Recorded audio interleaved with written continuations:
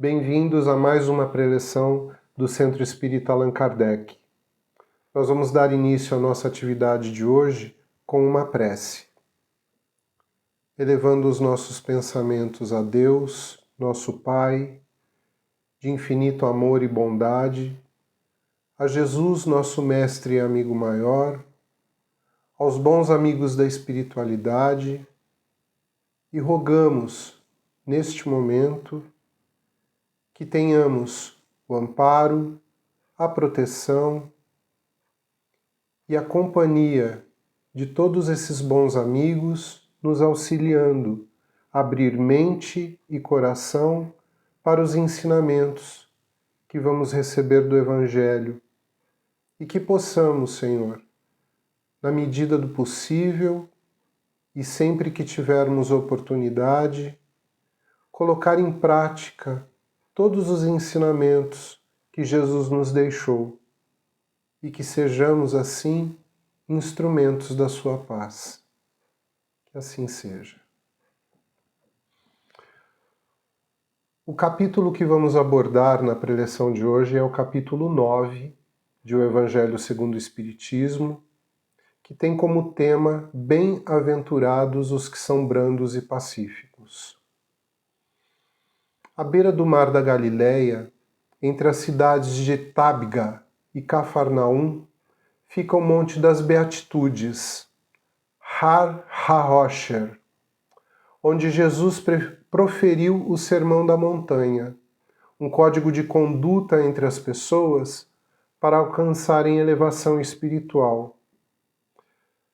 O código de conduta que a gente comenta é o Sermão da Montanha, uma série de aspectos de comportamento que Jesus foi abordando, com todo carinho, com todo cuidado, e mostrando para as pessoas qual seria o caminho da elevação espiritual a partir dessas atitudes e desses comportamentos.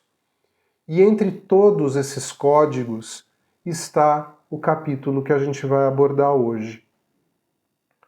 A gente inicia, então, o estudo do Evangelho hoje com as palavras de Mateus, no Evangelho de Mateus. Bem-aventurados os brandos, porque possuirão a terra. Bem-aventurados os pacíficos, porque serão chamados filhos de Deus. Quem matar ou se encolerizar será condenado pelo julgamento. Aquele que ofender ou disser raca, chamar um homem de má conduta, virando o rosto e escarrando no chão, será condenado pelo conselho. Já quem disser você é louco, será condenado ao fogo do inferno. Esses versículos estão no capítulo 5 do Evangelho de Mateus e são os versículos 5, 9, 21 e 22. Jesus nos ensina, por essas palavras registradas por Mateus, que a doçura, a moderação, a mansuetude ou mansidão, a afabilidade e a paciência constituem uma lei, ou seja, uma ordem acerca do comportamento correto em relação aos outros. E condena a violência, a cólera, as expressões descorteses ou ofensivas e especialmente a discriminação. Portanto, ele nos ensina que palavras e atitudes ofensivas têm poder destrutivo, pois expressam um sentimento contrário à lei do amor e da caridade, insultam a benevolência e a fraternidade, além de conservar o ódio e a animosidade. Nós espíritas temos conhecimento de que brotam do nosso pensamento essas palavras e agem como dardos fluídicos, atacando a pessoa que é o alvo da ofensa, independentemente da distância que essa pessoa esteja de nós, ou na nossa presença, ou mesmo em outro lugar. E elas atingem com um poder maior do que nós podemos imaginar. A ação fluídica se dá pelo pensamento e pela vontade. E as nossas palavras são resultado também do nosso pensamento e da nossa vontade. Nós proferimos as palavras que nós pensamos, que nós desejamos e que nós temos vontade de colocar. A lei de amor e caridade, pelo contrário, regula positivamente as relações entre as pessoas, mantém a concórdia, a união, além de reforçar o respeito entre os seres. Depois da humildade para com Deus, a caridade para com o próximo é parte da primeira lei, que é amar a Deus sobre todas as coisas e ao próximo como a si mesmo. Mas temos dois códigos que aparentemente não se combinam. Um deles é bem-aventurados os brandos, pois possuirão a terra. E o outro é renuncia aos bens materiais para ganhar o céu. Seria isso uma incoerência nos ensinamentos de Jesus? É óbvio que não. Enquanto encarnados, necessitamos de elementos materiais para viver. O problema é que no sistema social em que estamos inseridos, tendemos a dar muito mais valor ao ter do que ao ser. Nesse lugar está o cuidado que nós devemos manter. Jesus deixou exemplificado também esse aspecto quando orienta ao jovem rico que deixasse tudo para segui-lo. Não devemos considerar mais importante ou mesmo desenvolver dependência das coisas que um dia ficarão para trás. Quando o jovem rico não consegue se desvencilhar, deixar para trás a sua fortuna, as suas coisas, ele demonstra que o mais importante para ele naquele momento é o ter e não o ser. Se na época de Jesus já era assim, hoje não mudou muita coisa. Nós observamos o quanto as pessoas ainda precisam ostentar e o quanto isso ainda é forte e presente na nossa sociedade. Mas o ensinamento de Jesus dizendo que possuirão a terra, será que se refere a essa ostentação necessariamente? É aí que entra a questão da renúncia aos bens materiais. É a questão daquilo que é suficiente para a nossa vida, suficiente para a nossa saúde, para o nosso conforto. Por ora, os poderosos, violentos e desonestos detêm maior controle sobre os bens materiais, enquanto para outros falta até o mínimo necessário. Mas não esqueçamos a promessa de Jesus de que quando conseguirmos fazer da lei de amor e caridade a lei da humanidade, o egoísmo será erradicado. Não haverá mais exploração do forte sobre o fraco e os espíritos ainda enraizados no mal serão retirados deste planeta. Ou seja, nós temos que ter aquilo que é necessário para a nossa existência terrena, mas temos que renunciar, saber renunciar a esses bens quando formos chamados a isso, inclusive e especialmente no momento da nossa desencarnação. Muitos espíritos ainda permanecem apegados aos seus bens, à sua vida terrena, ao invés de seguirem o seu caminho evolutivo. Então, desde já, precisamos construir esse conceito, essa ideia de que esses bens são passageiros. Chegamos na parte do capítulo em que entramos nas instruções dos espíritos.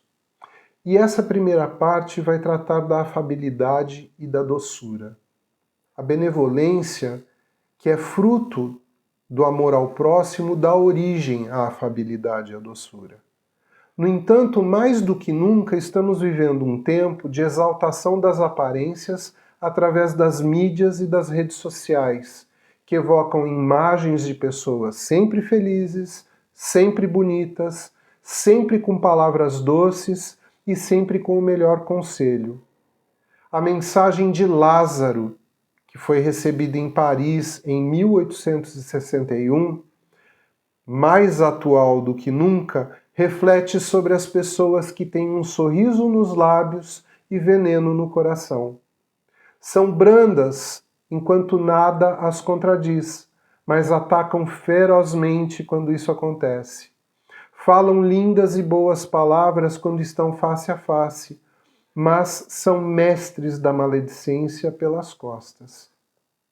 Pessoas benignas aos olhos da sociedade, mas que dentro de seu ambiente doméstico são tiranos e ofensores, enrijecidos em seu orgulho e sua vaidade, e se tornam verdadeiramente detestáveis.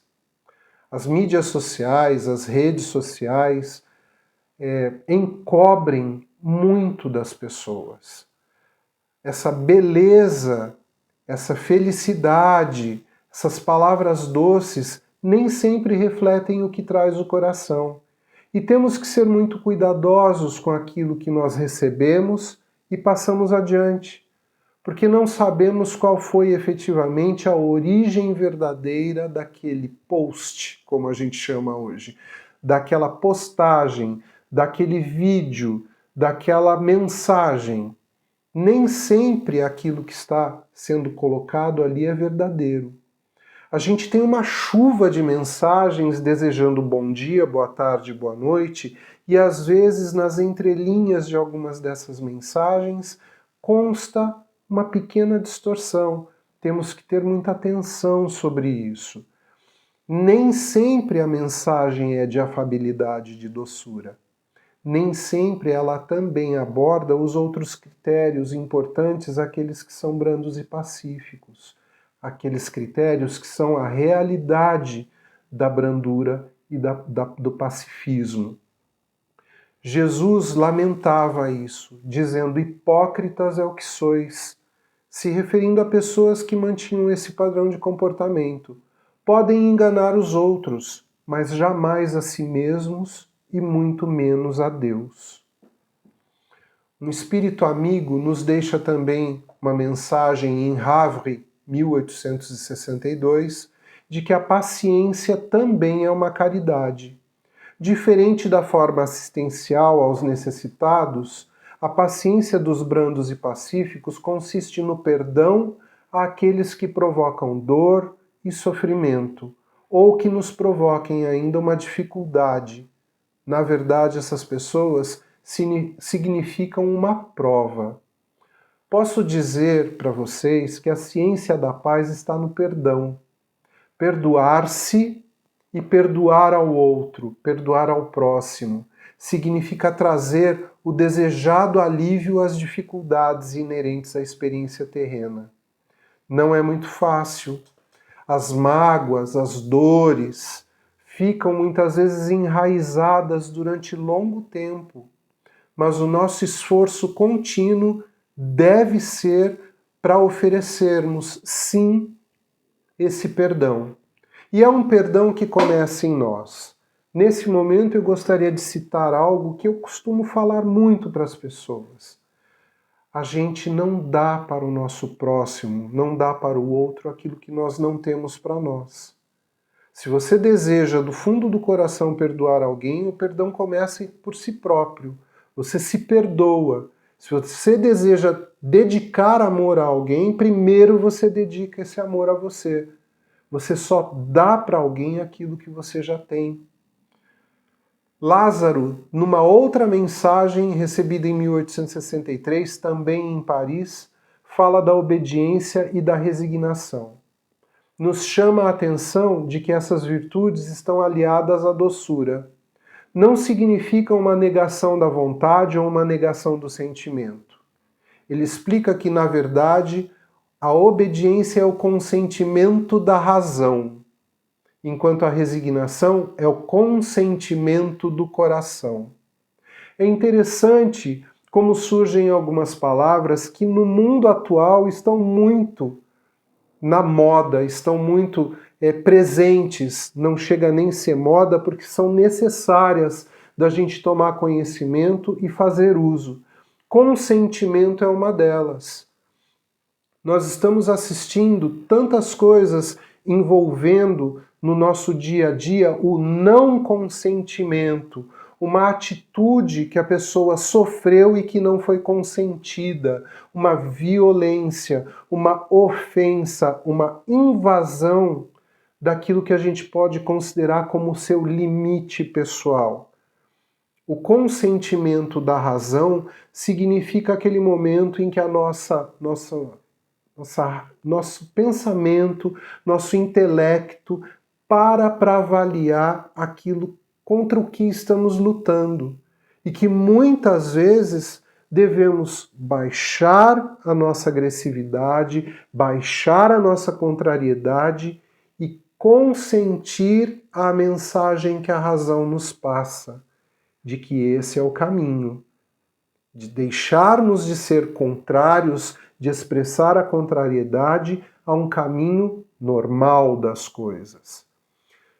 A resignação também aparece em alguns momentos, em que estamos negando o que está acontecendo, negando aquilo que se reflete muitas vezes em nossas vidas. O nosso coração nos mostra também qual é o consentimento, qual é o caminho. E resignar-se também significa o caminho da evolução. São forças ativas diante das provas, não significam fraqueza e humilhação. Pelo contrário, obedecer aquilo que a nossa razão nos pede e nos resignarmos perante aquilo que não podemos mudar requer muita força, requer de nós um controle, que às vezes é exatamente a prova pela qual precisamos passar. E os fracos normalmente não são nem resignados e nem os orgulhosos são obedientes. Jesus exemplifica essas virtudes e ensinou que a renúncia faz parte de cada uma delas. Numa época em que a sociedade, muito materialista, sucumbia à corrupção, Jesus passou esses ensinamentos. Percebam que esse mal, a corrupção, é muito mais antigo do que podemos pensar. A gente sempre aproxima muito de nós, vivemos um mundo em que a corrupção está ao lado. E na época de Jesus não era diferente. Jesus deixou o seu exemplo. Como atuar, como agir em relação a essas coisas. Agora é nossa vez de exercitar aquilo que ele exemplificou. Colocar o ensinamento dele em prática. Isso é diferente de esperar pela volta dele para resolver o problema. É diferente de esperar a eclosão de um novo líder que faça o que cada um de nós já deveríamos estar fazendo. E essa reflexão é muito importante, porque nós temos uma tendência de terceirizar a nossa ação e achar que a solução vem sempre de fora. Quando Lázaro escreveu essa mensagem, a sociedade estava dividida entre o desenvolvimento intelectual e a indiferença moral. O primeiro, apesar de significar a porta para o progresso, era individualista, pois o conhecimento não estava a serviço de todos. O segundo, representado pela grande maioria, estava voltado basicamente para os prazeres e supressão das necessidades físicas sem pesar consequências. Quando olho para o nosso tempo atual, vejo que o intelecto já não ocupa o lugar de importância que teve quando Lázaro deixou essa mensagem em 1863. A tecnologia hoje tomou o posto e nos deixou mais individualistas do que antes. E a moral, essa caiu da indiferença para uma espécie de diluição dentro de padrões que respondem mais às vaidades e desejos do que às verdadeiras necessidades. Mesmo assim, a orientação de Lázaro continua atual. Devemos nos resignar ao impulso da evolução e obedecer à lei do progresso. Ou seja, ouvir e acolher a sabedoria e os limites propostos pela nossa razão e pelo nosso coração. agir de acordo com isso e entender os exemplos que Jesus nos deixou e colocá-los em prática. Um espírito protetor, na mensagem deixada em Bordeaux em 1863, diz que a cólera é o resultado danoso das contrariedades sofridas pelo orgulho e pela vaidade. São acessos de demência que nos fazem semelhantes aos animais ferozes. Pela cólera, rejeitamos observações justas e repelimos bons conselhos, porque nos achamos melhores do que aquele que vem nos oferecer orientação e clareza de ideias. Nesse estado demencial, pretendemos que este se curve diante do que pensamos ou queremos. O colérico ataca a tudo e a todos, tornando-se violento em diferentes gradações. Em suas crises, além do prejuízo material, pode causar danos físicos às outras pessoas, alvo de seu ataque. Passada a situação, os coléricos tendem a justificá-la como uma perda de controle de si, sem, no entanto, olhar para o verdadeiro fato desencadeante, que é sempre o seu orgulho ferido. A cólera impede de fazer o bem e pode levar a fazer muito mal. Hahnemann, também um espírito que deixa mensagem em Paris em 1863, ainda tratando sobre a cólera, explica que o indivíduo colérico tende também a culpar o seu organismo, o seu corpo, como se fosse vítima de uma doença e, de certa forma, acusando a Deus pelas suas próprias faltas. Porém, o nosso amigo espiritual afirma que não é o corpo que gera a cólera ou outros maus comportamentos. Os vícios e as virtudes pertencem ao espírito, sendo dele o mérito pelo bem que faz e a responsabilidade pelo mal que produz. Sabemos, pelo estudo da doutrina espírita, que ao reencarnarmos trazemos como bagagem as nossas tendências, os nossos gostos, os nossos afetos, as nossas afinidades. E muitas vezes a experiência terrena nos propõe situações em que somos postos à prova para mostrar que entendemos que algumas dessas tendências, gostos ou afinidades não fazem bem à nossa evolução, não colaboram com a nossa evolução e devem ser deixadas de lado, devem ser deixadas para trás, devem ser substituídas por algo que seja bom para nós, bom para aqueles que nos cercam e bom para a nossa evolução e para a evolução do nosso grupo. Logo, ser brando e pacífico é um progresso que devemos empreender voluntariamente, buscando atitudes de doçura e afabilidade, de paciência, de obediência e resignação, de renúncia, de perdão, de amor e caridade. A gente ouve, sede brandos e pacíficos e pensamos que é tão fácil, não é? Mas é, na verdade, um aprendizado que requer de nós muita atenção, muita força. Precisamos, sem demora, empreender a nossa melhora, firmes e perseverantes nos ensinamentos do Cristo. Essa é a mensagem do nosso Evangelho, do nosso estudo do Evangelho de hoje. E para encerrar, eu convido a todos a realizarem comigo agora uma vibração. Então vamos nos colocar confortáveis, vamos mais uma vez pensar em Deus, nosso Pai, em Jesus, nosso irmão maior, e convidar os amigos da espiritualidade maior para nos auxiliarem neste momento a oferecer os melhores fluidos, aquilo que temos de melhor em nós, em favor dos nossos irmãos necessitados, onde quer que eles estejam. Vamos vibrar pelo nosso planeta Terra, neste momento, vítima de pessoas orgulhosas e vaidosas, que declaram guerras, que manifestam guerras e prejudicam tantas pessoas inocentes. Que essas pessoas possam ser neste momento iluminadas, intuídas para o bem, para o bom,